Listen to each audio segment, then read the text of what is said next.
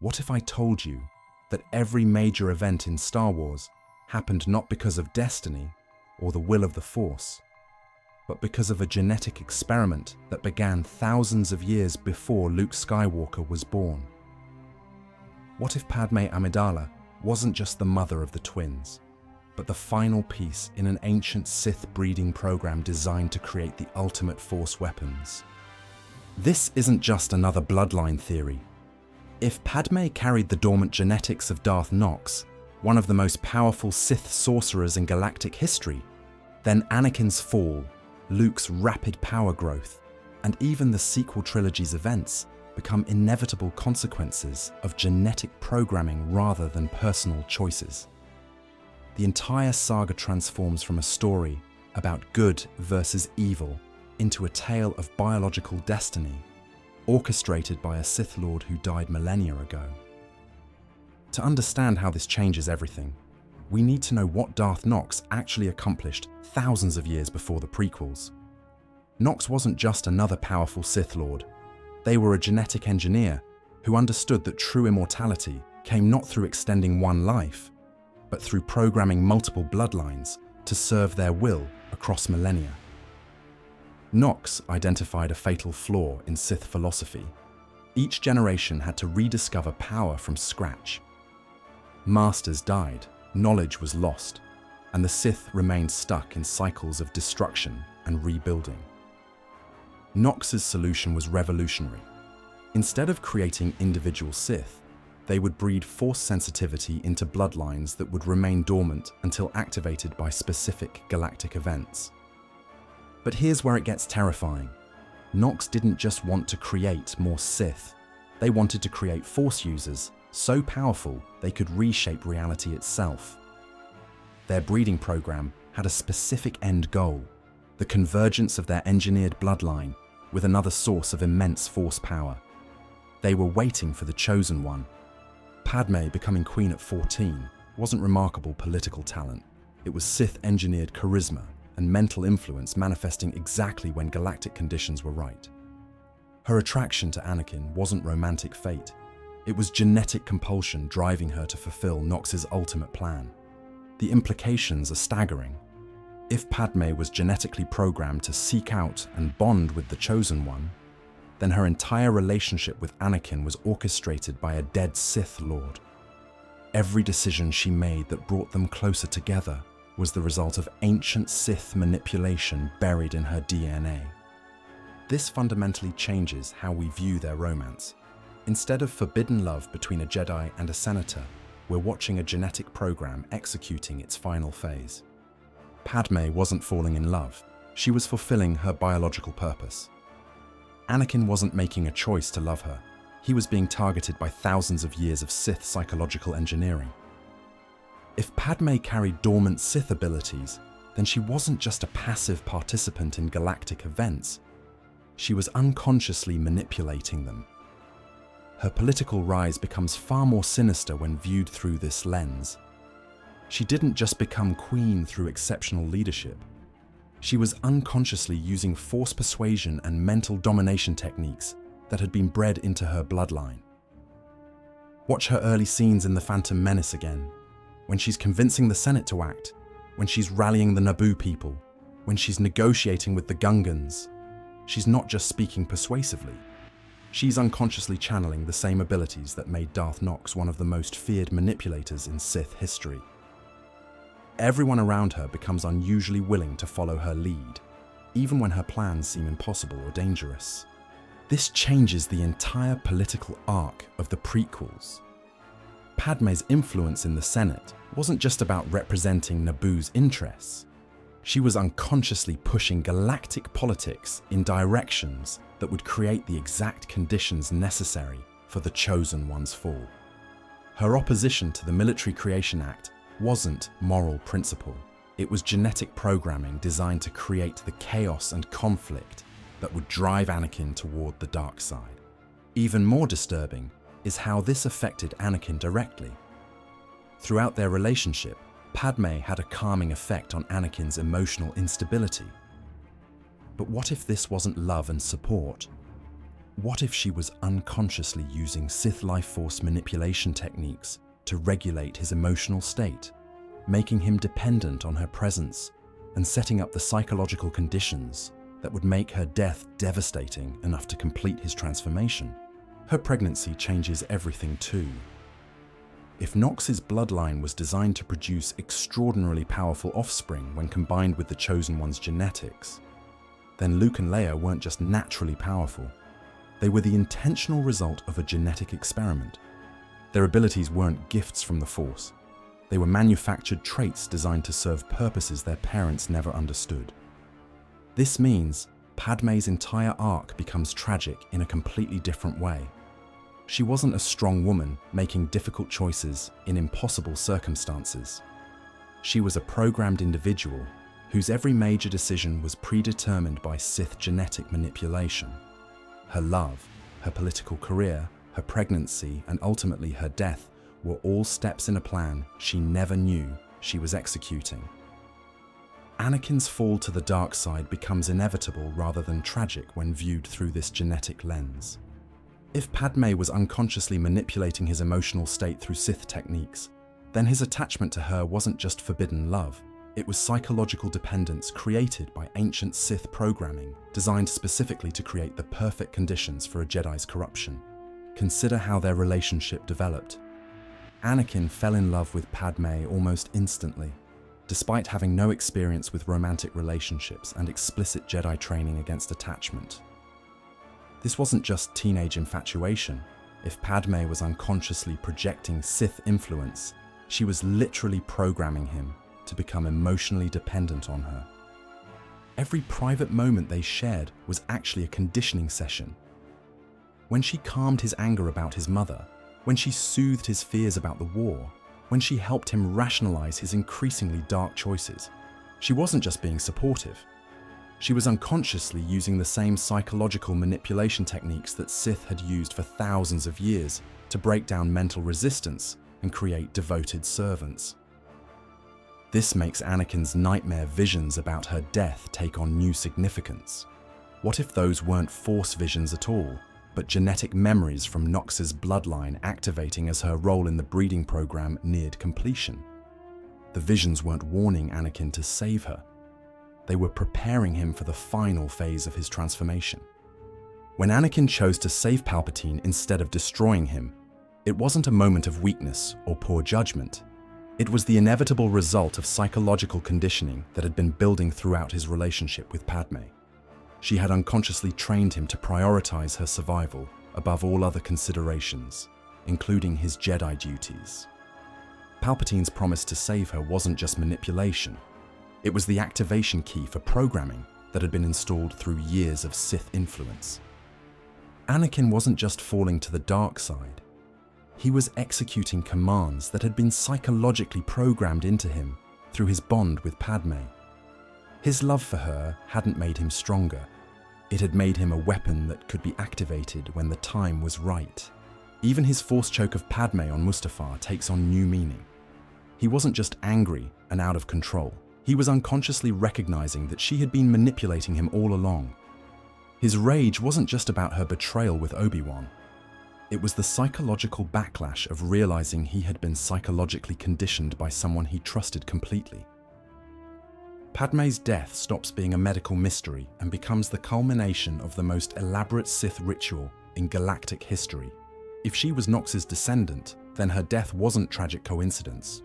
It was the activation phase of the breeding program, designed to transfer accumulated Sith power into the children, while traumatizing Anakin enough to complete his transformation. The timing reveals everything. Padmé dies at the exact moment Luke and Leia are born and Anakin becomes Vader. This isn't coincidence. It's a carefully orchestrated Force ritual that requires the convergence of three specific events: the birth of the genetically engineered children, the completion of the Chosen One's fall, and the sacrifice of the bloodline carrier who has served her purpose. Palpatine's presence during both events isn't just convenient timing. He's actively conducting the ritual. When he tells Vader that he killed Padmé in his anger, he's not just manipulating him emotionally. He's covering up the fact that he deliberately drained her life force to empower both Vader's survival. The medical droid's inability to explain her death makes perfect sense. They can't detect Sith sorcery. This changes the entire meaning of Vader's creation. He didn't just become a Sith because he fell to the dark side. He became a repository for thousands of years of accumulated Sith power that had been stored in Padmé's bloodline. His incredible abilities weren't just the result of his Chosen One status. They were enhanced by genetic power that Nox had been cultivating for millennia. The twins inherited this power too, but in different ways. Luke's rapid advancement in Force abilities wasn't just natural talent or good training. He was accessing genetic memories and techniques that had been programmed into his DNA. When he uses Force Choke on Jabba's guards, he's not learning dark side techniques. He's expressing genetic programming that comes as naturally as breathing. Leia's political abilities and resistance to torture weren't just strength of character. They were manifestations of the same mental manipulation and resistance techniques that Nox had bred into the bloodline. Her ability to inspire loyalty and coordinate complex operations wasn't learned skill. It was genetic inheritance expressing itself through her leadership roles. This revelation transforms the twins from heroes who chose to fight tyranny into weapons that were created specifically for that purpose. The sequel trilogy becomes an inevitable continuation of Nox's breeding program, rather than a new chapter in galactic history. Ben Solo's fall wasn't the result of poor training or Snoke's manipulation. It was the genetic programming from both sides of his heritage finally reaching critical mass. Ben inherited three distinct Force traditions: Anakin's raw power as the Chosen One, Padmé's Sith conditioning through Nox's bloodline, and Luke's accumulated Jedi knowledge. But instead of balancing these influences, they created an impossible psychological conflict. He wasn't struggling between light and dark. He was trying to process contradictory genetic instructions that had been building for thousands of years. Luke's failure to train him properly wasn't just pedagogical inexperience. It was the inevitable result of trying to apply Jedi techniques to someone whose genetics were fundamentally incompatible with Jedi philosophy. Ben's DNA contained thousands of years of Sith conditioning, and Luke's training methods inadvertently activated dormant programming, rather than suppressing it. Even Rey's connection to Ben through the Force dyad wasn't mystical coincidence. It was the final phase of Nox's plan activating. If Palpatine was manipulating events to create this connection, then Rey and Ben together represented the ultimate expression of the breeding program. Two incredibly powerful Force users whose combined abilities could literally reshape reality according to Sith specifications. Rey's rapid advancement in Force abilities makes perfect sense through this lens. She wasn't just naturally talented or connected to the Palpatine bloodline. She was unconsciously accessing the same genetic programming that had been guiding galactic events for millennia. Her ability to learn techniques instantly, her instinctive understanding of complex Force concepts, her capacity for both healing and destruction, all of these were expressions of genetic memories that Nox had embedded in multiple bloodlines.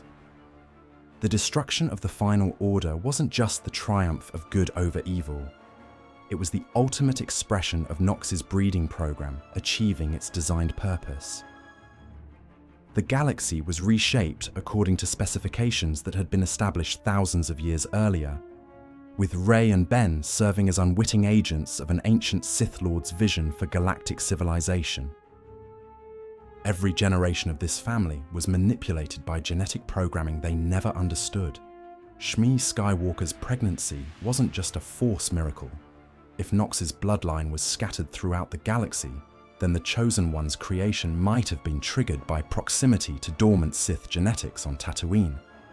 The virgin birth becomes less mystical and more calculated when viewed as a breeding program activation. Anakin's unusual abilities as a child weren't just natural Force sensitivity. They were enhanced by unconscious interaction with Sith genetics in his environment. His pod racing skills, his mechanical intuition, his ability to predict outcomes. These could all be explained as genetic programming expressing itself through proximity to Nox descendants who had settled on Tatooine centuries earlier. The Jedi Council's reluctance to train him wasn't just concern about his age or emotional attachments. They might have unconsciously sensed the Sith conditioning in his genetics. Obi-Wan's inability to properly train him wasn't just inexperience with difficult students. It was the impossibility of using Jedi techniques on someone whose genetics contained thousands of years of Sith conditioning. Every meditation session, every lesson about emotional control, every attempt to instill Jedi values was fighting against biological programming that had been refined over countless generations. Luke's training with Yoda becomes even more significant when viewed through this lens. Yoda's cryptic teachings and emphasis on unlearning weren't just wise pedagogy. They were attempts to bypass genetic programming that could be triggered by conventional training methods. His warnings about fear and anger weren't just philosophical advice. They were specific instructions for avoiding activation of dormant Sith conditioning. If this theory is correct, then the entire Star Wars saga isn't about the rise and fall of the Jedi or the struggle between good and evil. It's about the successful execution of the most elaborate breeding program in galactic history. Every major event, from Anakin's birth to Rey's victory over Palpatine, was predetermined by genetic programming established by Darth Nox thousands of years before any of these characters were born. The prophecy of the Chosen One wasn't about bringing balance to the Force. It was about creating the specific conditions necessary for Nox's breeding program to reach its final phase. Anakin's role wasn't to destroy the Sith. It was to serve as genetic material for creating Force users powerful enough to reshape galactic civilization according to ancient Sith specifications. The Jedi's destruction wasn't a tragic loss. It was a necessary step in clearing the way for the new form of Force governance that Nox had envisioned. The Empire's rise and fall weren't about tyranny and liberation. They were about creating the social and political conditions necessary for the breeding program's final products to assume their intended roles. Even the concept of balance takes on new meaning. Instead of equilibrium between light and dark, balance becomes the successful integration of multiple Force traditions into individuals powerful enough to transcend the limitations of both Jedi and Sith philosophies. Rey and Ben weren't bringing balance through their choices. They were expressing genetic programming designed to create that balance automatically. The galaxy's current state at the end of the sequel trilogy isn't the result of heroic choices or moral victories. It's the intended outcome of a plan that began thousands of years ago. The new Jedi Order that Rey is presumably founding won't be based on traditional Jedi philosophy. It will be shaped by genetic memories and conditioning that she doesn't understand but cannot escape. This means the story isn't over. If Nox's breeding program was designed to create Force users capable of reshaping galactic civilization, then the events we've seen in all 9 films are just the beginning. The real purpose of the program, whatever Nox intended their genetically perfect Force users to accomplish, has yet to be revealed. The terrifying truth is that none of our heroes ever had real choices. Every decision they made, every relationship they formed, every victory they achieved was the result of genetic programming established by a Sith Lord who understood that true power comes not from ruling the galaxy, but from designing the people who will rule it after you're gone. But Padmé wasn't the only descendant of Darth Nox to reach positions of power. If this breeding program was as extensive as it appears, then there are others. Politicians, Jedi, business leaders, maybe even Imperial officers who carry fragments of this genetic conditioning without knowing it. The galaxy's current leadership might be filled with people whose decisions are influenced by Sith programming they don't understand. And somewhere in ancient archives, the complete specifications for Nox's breeding program still exist. These records don't just explain what has already happened. They contain detailed instructions for the next phase of the plan. Whatever Nox intended their genetically perfect Force users to accomplish, those instructions are still out there. waiting to be discovered and implemented. If you've enjoyed this journey through an alternate Star Wars timeline, there are more untold stories waiting to be discovered. Join our growing community of Star Wars enthusiasts who believe in exploring these what-if moments that could have changed the galaxy far, far away. Make sure to hit that subscribe button and activate notifications to catch our next alternative Star Wars story. Each tale offers a new perspective on the characters we love and the choices that define them. Remember to share your thoughts in the comments below. What other pivotal moments in the Star Wars saga would you like to see explored differently? Your ideas might inspire our next adventure. May the Force be with you, always.